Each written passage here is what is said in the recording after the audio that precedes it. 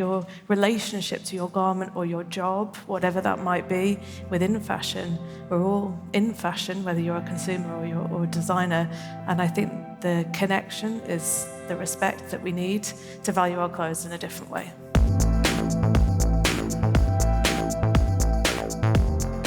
Welcome, Amy and Aude. Aude, I'm going to come to you first.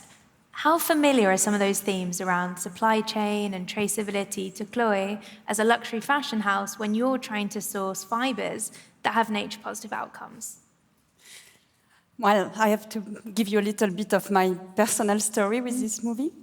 18 months ago at Chloé, we decided to design a small collection of items with ready-to-wear bags and shoes that would be fully traceable from the farm, the field, to the final product.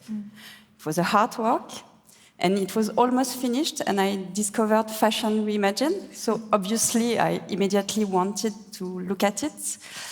I live in France, as you can hear. It was not broadcasted in France, so I contacted the team to watch the movie and organize a screening for my team. And I really like to congratulate Amy for the hard work and the amazing film.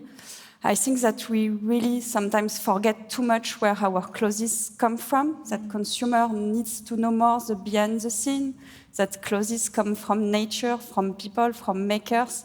So I think we share a lot of beliefs that are in this movie. Yeah. That's everything, and that's what Amy shows, that everything starts with design, and then after design you need hard work to go through the entire supply chain, but integrated it into the design process itself.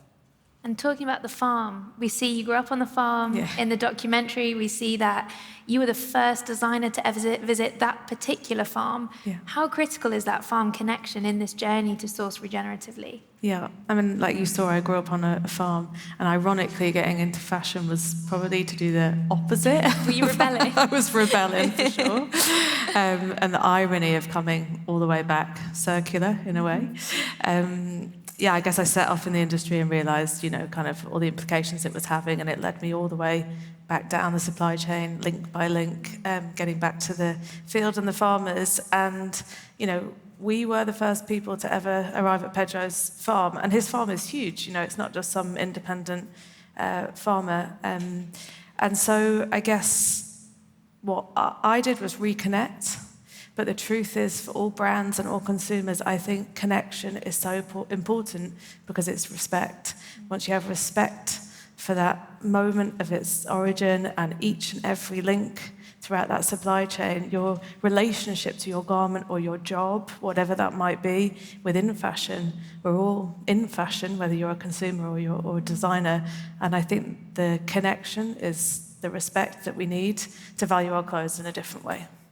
And actually thinking about that connection, it's not only about the way they're made, but how we're using them. And we've seen Chloé take steps in resale and actually taking the decision to incentivize customers to deliberately re-engage with that same model rather than, say, reward them with money off your traditional sales for using it.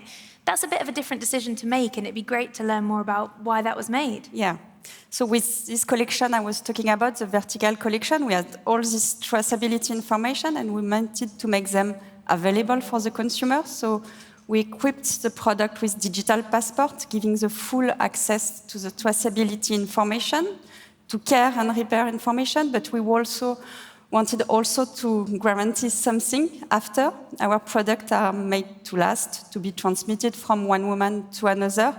And that's why we decided to partner with Vestiaire Collective to offer this circularity step, I would say, in an easier way, because you just have to click and the information are already filled out in the system, so it's easier, it removes friction.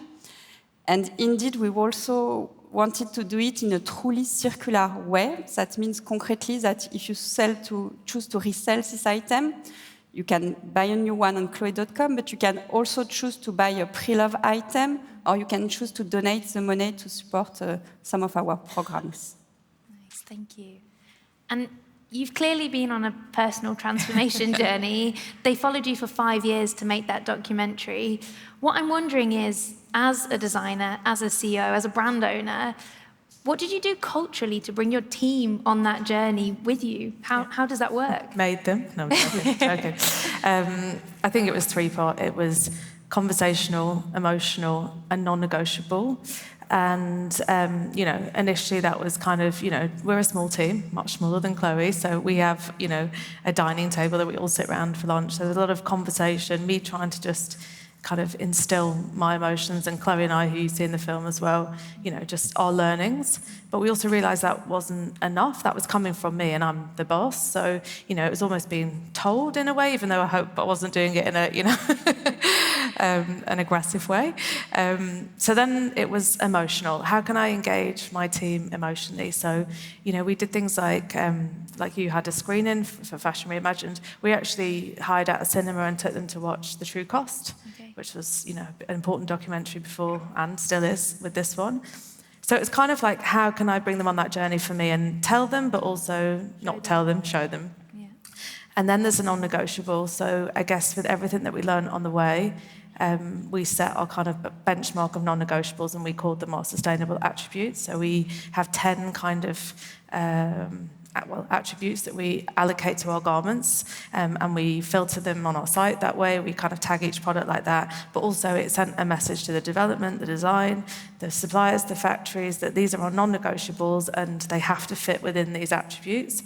So it gave the team structure, it gave them kind of benchmarks, and then hopefully alongside the conversational and emotional, those non-negotiables made sense. But yeah, it was a threefold pack. And they rhyme a bit, so easy to remember. Speaking of leadership, I read an article recently from your CEO who talks about the power of regenerative leadership in fashion, and very strongly about actually the need to make decisions, make trade-offs, make investments now that you'll actually only see payoff later. How does that leadership style influence and maybe help your ability on this circular economy journey? Yeah. At Chloé, everything started in 2020 during the pandemic. We really decided to shift towards a purpose-driven organization and to put sustainability at the core of every decision. And it was really a cultural, a mindset shift. And so it's all about organization. And organization are like living system, and a lot of rules that you can apply to nature, apply to leadership and to management. For instance, monocultures do not thrive. It's the same for an organization with no diversity. So when we started this journey, we first reflect on governance and management and organization. For instance, we set a sustainability advisory board with external advisors to make us accountable. We decided to have a sustainability objective for every team at Chloé worldwide in their performance plan, in the boutique, in headquarters, everyone. So it's non-negotiable, as you said. And we did a lot of training, learning, started with design, with product development team, and we constantly do trainings. And I think that's what allows us to achieve a real transformation, is that everyone in the organization is involved behind the change.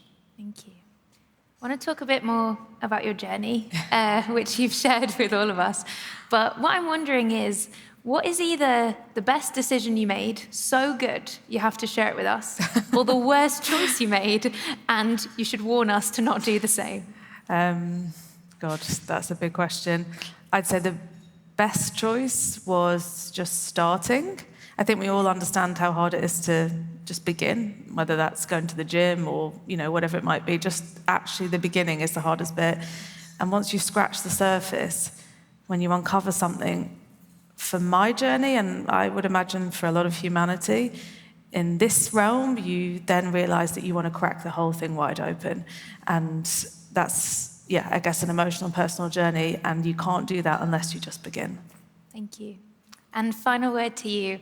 What's the one piece of advice you would give to someone in your position in a different organization trying to get started or even push further? I would maybe say two things. One is go out of your office, talk to anyone in the organization, know every department, every people's job, because that's how you can really lead a change, and set concrete and short-term KPI. We need long-term and short-term at the same time. And the second one, I would say, is that look at B Corp certification, look at the B impact assessment. I think the decision for Chloé to become B Corp certified was really a true accelerator of change.